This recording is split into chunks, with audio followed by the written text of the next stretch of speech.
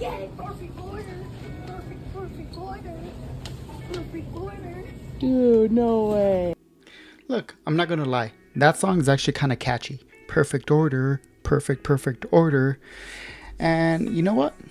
Actually, I'm kind of happy that scalpers can't flip perfect order because we're about to hit one of the most interesting eras of the Pokemon market or the Pokemon world, and that's going to be with Mega Evolution. And with the sets being so small, we're going to be seeing a lot more Pokemon product on the shelf, and we're talking about from Perfect Order, because Perfect Order, well, apparently no one really likes it.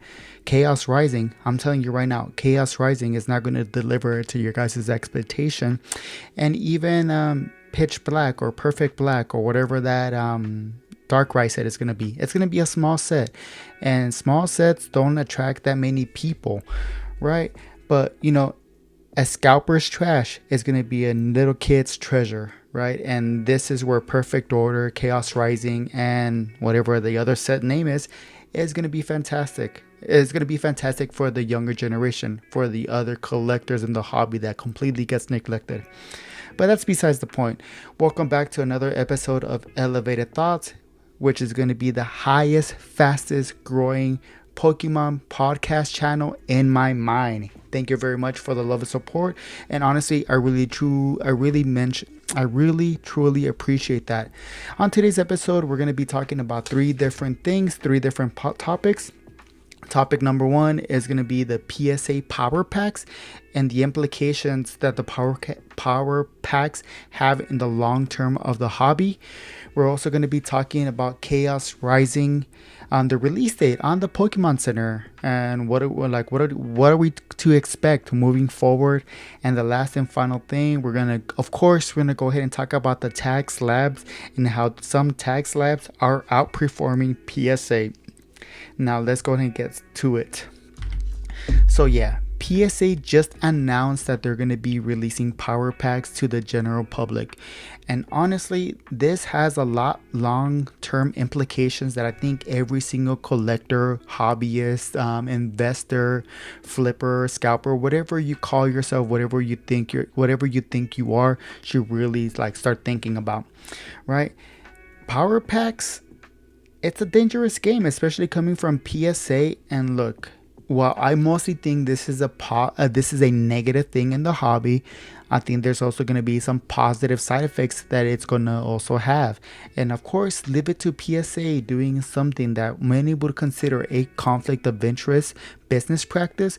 But baby, no one's going to stop them. This is PSA. This is a US based company established in the United States.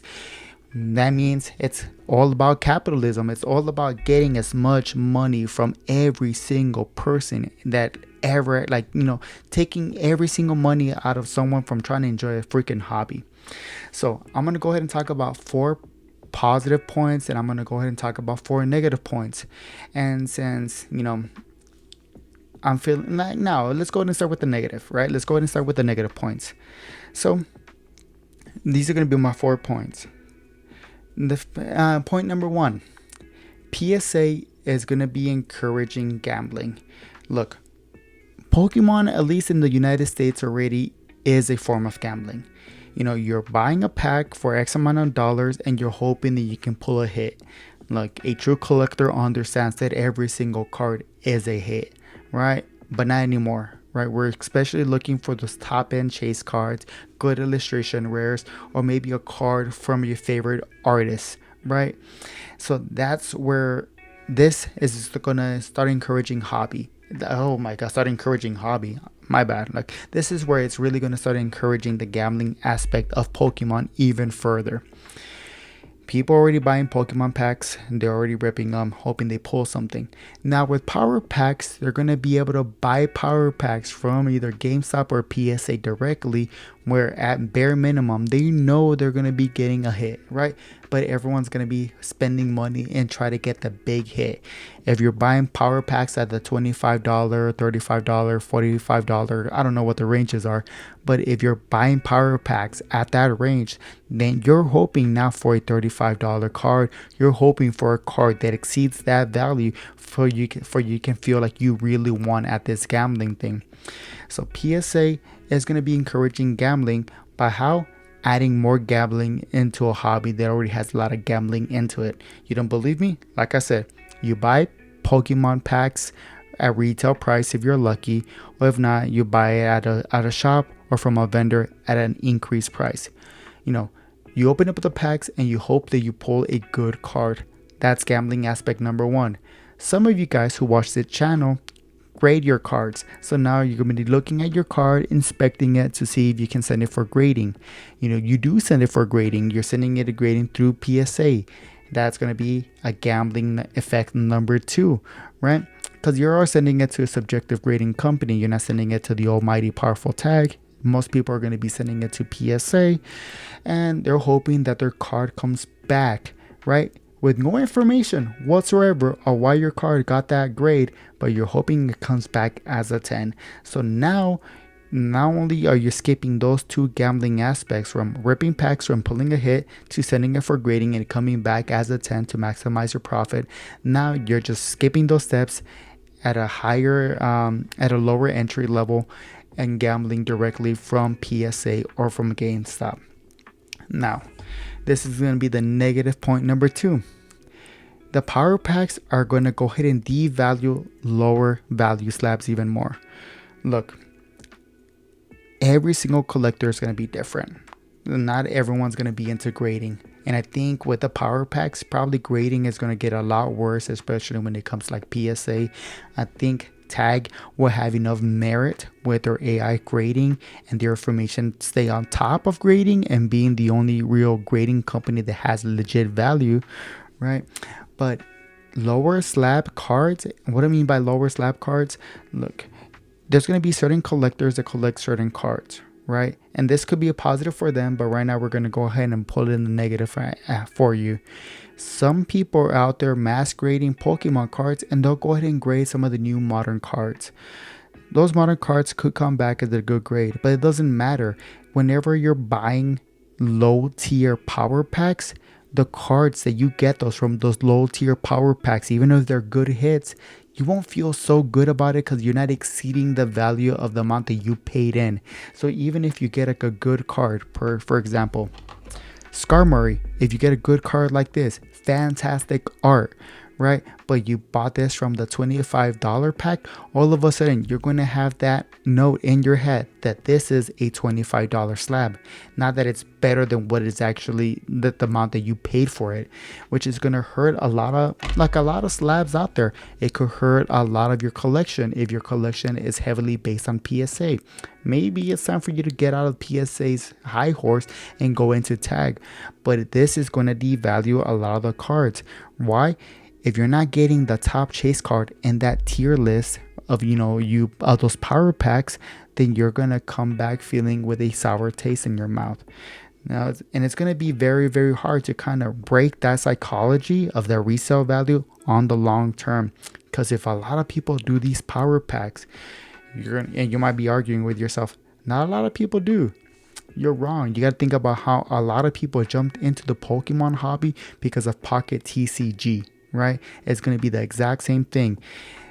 These power packs are going to really hurt some of the value of the cards. Now, negative point number 3, grading is going to this is not yes, it's going to be negative, but it's going to be negative on PSA for PSA itself.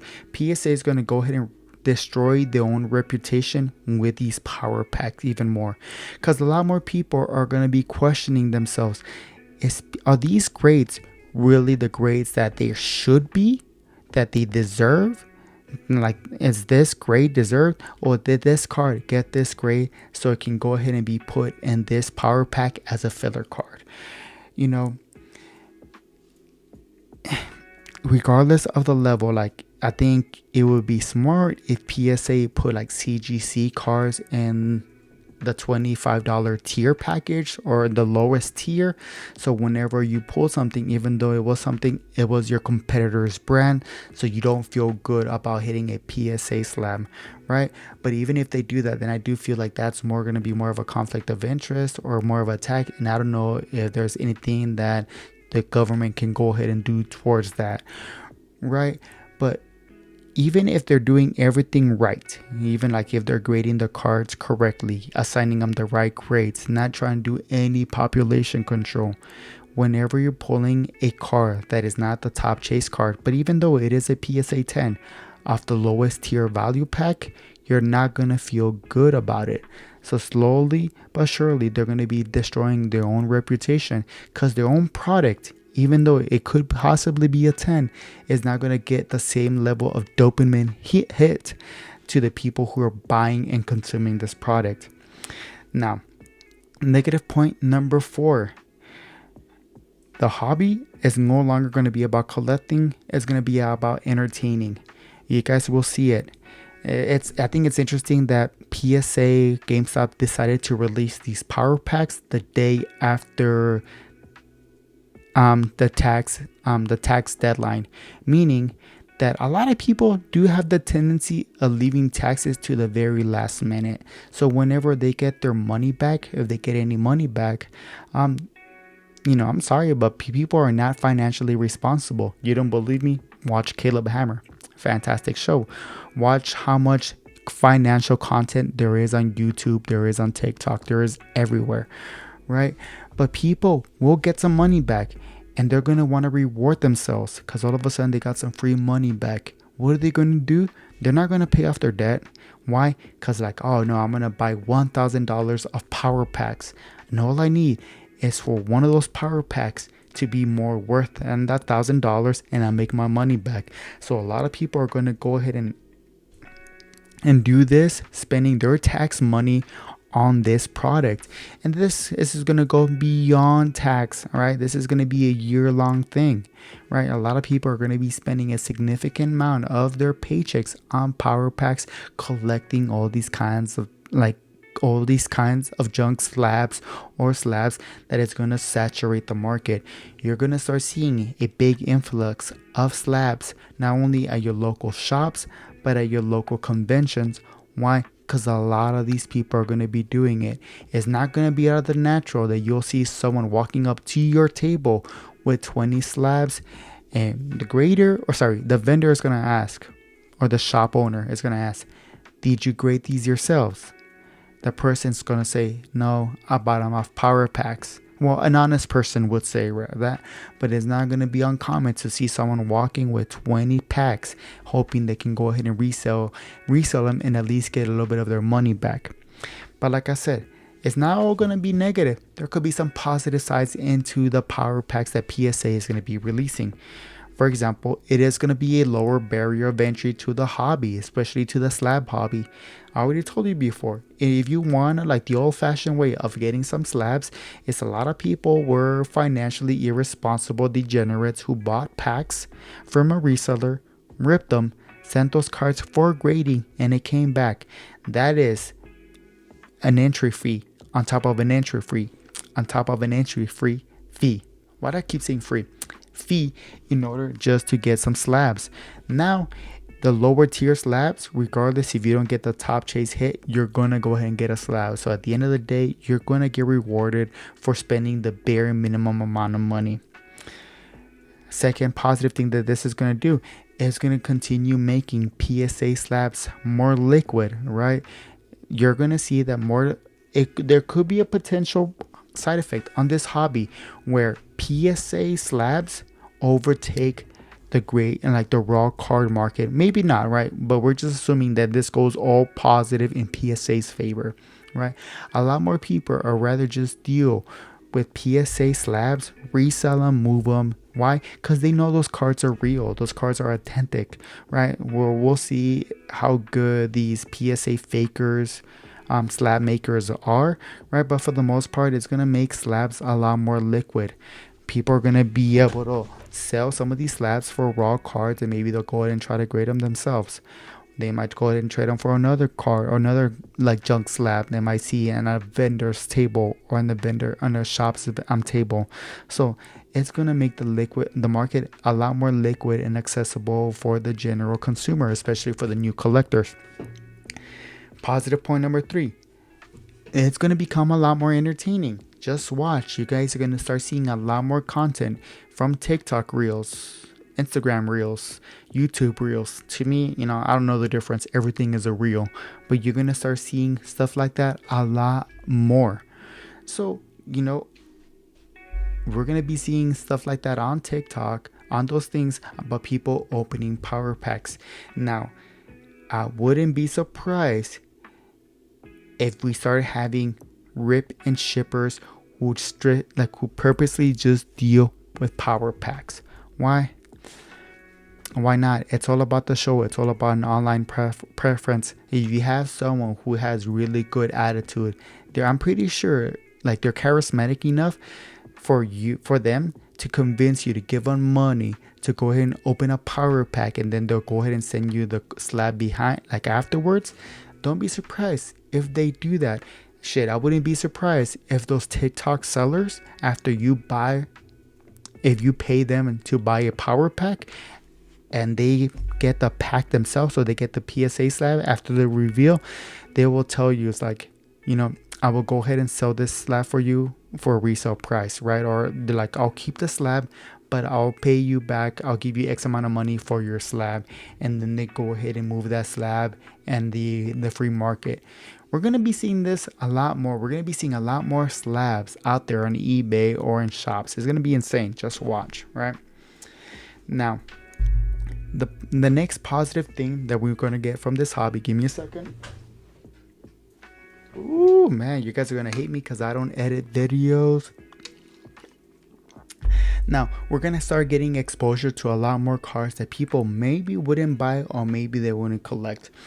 Look, just because a card is slapped up doesn't mean it's everyone's choice, right? Not everyone's going after this. Everyone's basically going after the same cards, and that's going to be your main hits, your top hits. Certain cards, certain Pokemons, and good sets are getting overlooked. Right now, I have this conversation with Scalper Chris from work, telling him that the Scarlet and Violet era is probably going to go down as one of the best eras in the Pokemon hobby. Why? Because it's outseating the performance of the Sword and Shield, right? And the Mega Evolution. Their sets are so small that it's literally only getting carried by Ascended Heroes, and it's only getting carried by Mega Base Evolution. I wouldn't even consider the 30th anniversary set part of the Mega Evolution. You can't consider it. It's its own independent set, right? So the Scarlet and Violet era is going to be one of the strongest eras of collecting because of the popularity of the hobby that exploded for like a year and a half now. Every single set on the Scarlet and Violet era have very strong Pokemons and illustrations. Like I just showed you, Skarmory is a fantastic looking card.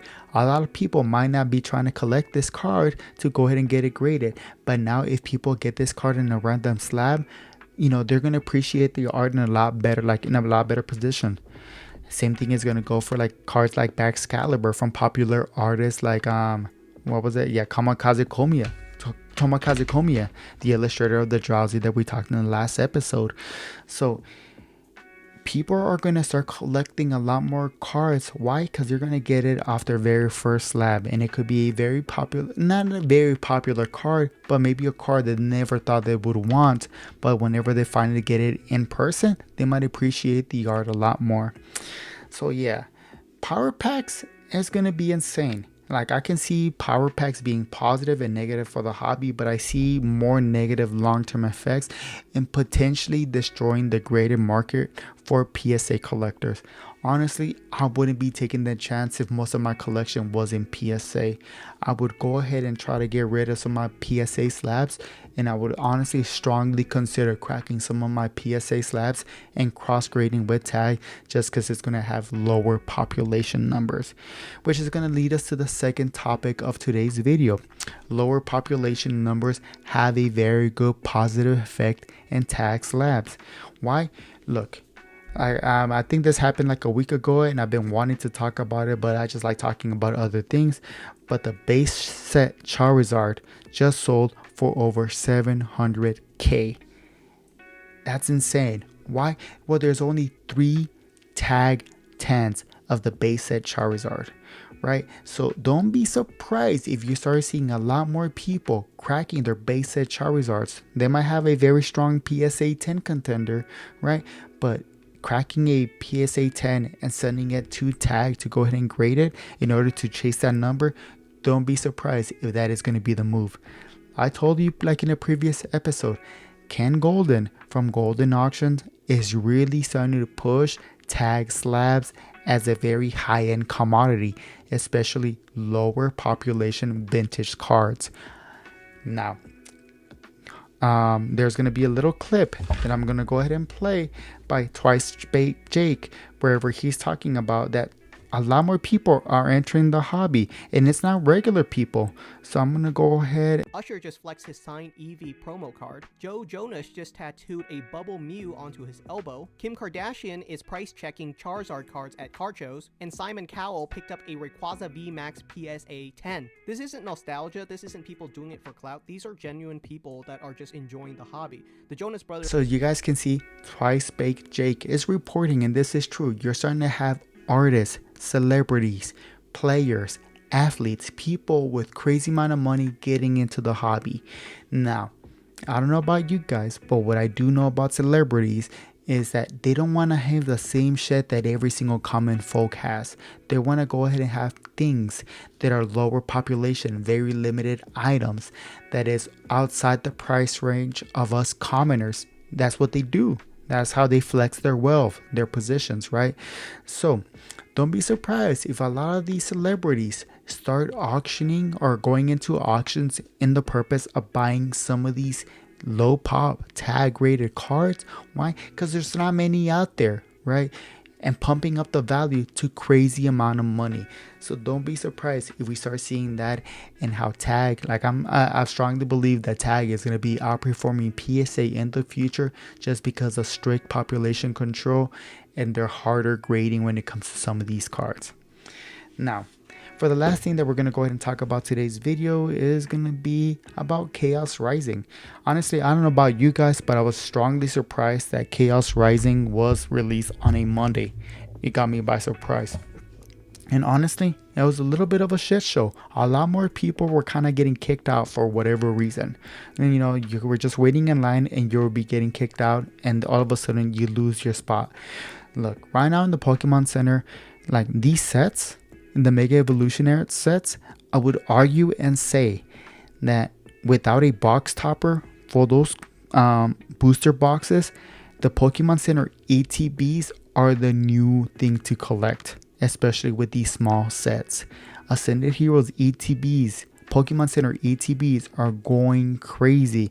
Don't get me wrong, I know a lot of, oh yeah, you can't even get a booster box. So the Pokemon Center ATB for Ascended Heroes, out of this roof. So sorry, I can't believe I missed that.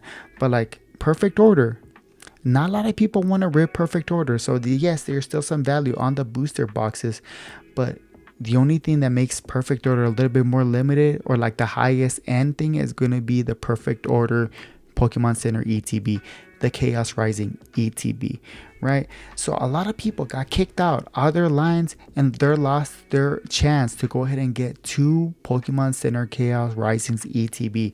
That sucks, right? But if you were lucky to get or make it all the way through, right, you could order 2 Pokemon Center ETBs. You could order 2 booster bundles as well, and only 1 booster box.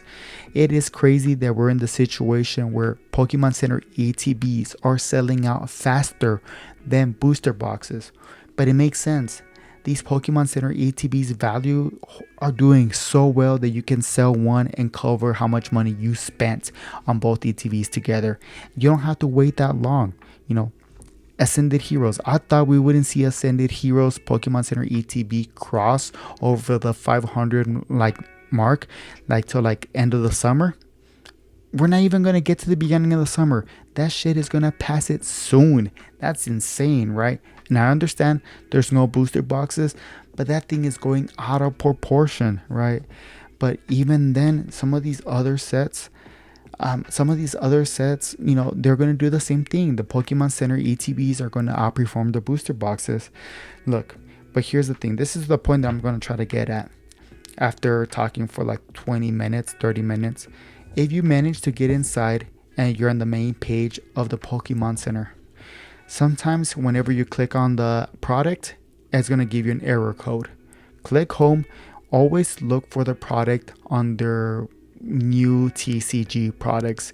Whenever you look for the product there and you click on them, it will allow you to go ahead and buy that stuff. You won't get errored out. The Pokemon Center webpage has been acting up lately, and I'm assuming it maybe has to do with the new lottery system they're going to be implementing. So there's a good chance that the Chaos Rising Pokemon Center ETB was the last one that you could have really gotten if you got early online. Now everything is going to be up to chance, right? Which is kind of like another form of gambling. You see, Pokemon is the king of gambling, right? So, honestly, that's kind of everything that I had about today. But before you guys go, truly, I really do appreciate the love and support that I've received in the last 2 months. Ever since I really started posting daily, you guys have been fantastic about it. And I really do appreciate my subscribers who drop comments every single time. And they kind of keep me motivated to keep on posting. For example, GDR Broly, he posted, "Great stories, man. Me and my wife were laughing our asses off driving to work." And honestly, I'm glad that I was able to entertain you for at least 20 to 30 minutes, making you laugh and spending some time with you guys. I'm not trying to sell you on something. Kinda. I don't know. That could be... It's up to you guys, right? But I'm really just trying to talk with other collectors, and whenever you guys drop a comment, I do reply. I take time to reply to every single comment that I get, right? Because I love talking about this hobby and hearing about other people. I love hearing about other people's success stories rather than mine, because mine comes so far. They're so few and far in between. Honestly, I told Scalper Chris, is hey man, whenever I'm talking about some of the things, 80% of the times you should bet against me and you will win. But whenever I do win, I win big. But for the most part, I take a lot of L's on a daily basis. But comments like this is a big W. I love these comments, right? I also got a comment by Cole Mankey. Yeah, Cole Mank. Sorry if I mispronounce your name, man, or ma'am. But honestly, I was just looking at the little rascal's Pete reflection on the right eye the whole entire time. And yes, if you guys look at me, you guys are probably seeing the reflection of the light ring. But here's the thing. Some of you guys have been telling me, hey, you need to switch the lighting situation. And here's the thing. I don't want to. This is a video podcast video, right? I'm not really editing. I'm not really taking anything else. I am being raw, transparent, and direct with you guys, right? My purpose is not for you guys to be looking at me as I'm talking about this. My purpose is to keep you company as you guys are driving to work, as you guys are driving out of work. If you're listening to me whenever you guys are working out, cool. Probably listen to someone else. I'm a big YouTube consumer whenever I'm showering. So if you're actually listening to me as you're touching yourself, scrubbing yourself, you're kind of nasty, but I like that. Just food for thought, right? One of the other comments by True Dogs. Love your videos, brother. Your opinions are extremely valid, and my experiences back up exactly what you said. Keep up the good work. Look, do I know it all? No, but I'm just trying to, like I said before, my purpose is to kind of guide you guys and to at least make you guys think a little bit outside of the box and outside from what you guys see in social media every single day. You're gonna be see other content other content creators kind of maybe misinforming you guys about certain information, or kind of just jumping into the hobby and their main goal is to become like YouTube or like Instagram, TikTok, or whatever famous. Like honestly, I kind of just got tired about like holding in my Pokemon thoughts to myself. And whenever I'm talking to you guys, I think about like I'm talking to my son. I just want to spread the most information that I can, to kind of that way, if he stays in this hobby as much as I plan to stand in this hobby, that he can protect himself, right, from some of these moves, from these vendors, shops, from the hobby, and from the propaganda that we're getting hit from this media. Because look, I think at this point, TCG is here to stay. And I'm not just talking about Pokemon, I'm talking about TCG in general. Other TCGs are doing extremely well. I already talked about One Piece. One Piece is fantastic. Like it's a fantastic game, and collectors are jumping into the TCG. A lot of people have jumped into Dragon Ball and got some of the best chase cards and graded them for future moves. But what I see now happening is insane. Like, did you guys know that McDonald's is going to be replacing their Happy Meal toys with TCG cards from whatever promotion they're doing? They're currently doing a BTS promotion, right? Why? It is cheaper. It is easier to navigate, right? And like limited items from McDonald's. Remember the Burger Chew fiasco? People will flock for that. But now is now only driven by Pokemon. You guys understand how many BTS fans are out there? I mean, these guys are doing world tours. This is a Korean pop group coming to the United States and singing, and people are selling out. They're doing way better at this than the United States NFL League is trying to do with South America and overseas, right? I'm sorry, but like, this is big. McDonald's doing TCG is going to be huge, right? And if McDonald's does TCG, don't be surprised all of a sudden if you're seeing TCG everywhere. Why? Because they're targeting little kids, right? They're targeting little kids. They're going to be targeting millennials. And I'm sorry, but us millennials are suckers for cards. If you're in this hobby, there's a good chance. I'm looking at my analytics that you're over 30. Bro, it's going to happen. If you're doing this and your kids are seeing you doing this, don't be surprised if your kids start collecting. But they don't want to collect Pokemon cards. They want to collect through the cards that they sell at McDonald's, through the cards that they might have at candy bars, fast food restaurants. It's going to be insane. TCG is going to be here to stay. So you're going to be getting a lot more different content creators giving you certain kind of propaganda, because everyone has their own motive. For me, my motive is I hope tag takes over, so that way we know whenever we get some cards graded, we know exactly what the grade is. Now, for the last comment is going to be coming from one of our close friends. Is going to be Tag Chill. Tag Chill says, interesting perspective, and I love the way that you rag or you give your coworkers crap. It's comedy.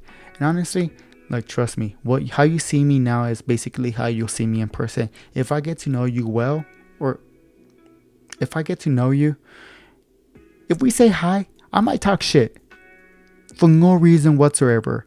You could be cool. We could be cool. You might just catch a stray out of nowhere, right? Why I told you guys before is part of my multiple personalities, and like, I don't think it's right for us to be like trying to always be politically correct or giving the right answers. I think sometimes it's okay to kind of verbally express yourself with moderation in the right setting, right? I kind of need to advertise that before you guys start saying some dumbass shit to me in person, right? It's gonna happen. I swear it's gonna happen. But if you guys keep dropping comments on me, like on my stuff, if you guys subscribe and go into my community and you guys start showing me your wins, I will congratulate you on your wins. But if I see something funny, I might call it out. But like, I'm just trying to be as genuine and transparent with you guys. Honestly, I have a lot of fun doing this, and the fact that you guys are still here watching, it means the world to me. I mean, outside from that, I really do hope you guys are having a fantastic day, and I'll see you guys next time. Peace.